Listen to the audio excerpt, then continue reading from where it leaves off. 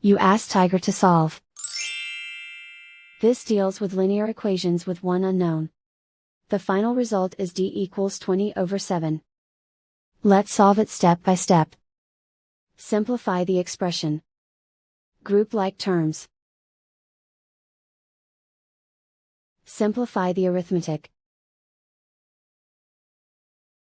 Group all constants on the right side of the equation. Subtract 76 from both sides. Simplify the arithmetic.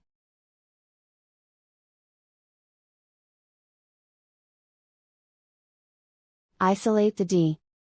Divide both sides by -14. Cancel out the negatives. Simplify the fraction. Cancel out the negatives. Find the greatest common factor of the numerator and denominator. Factor out and cancel the greatest common factor. And so the final result is d equals 20/7.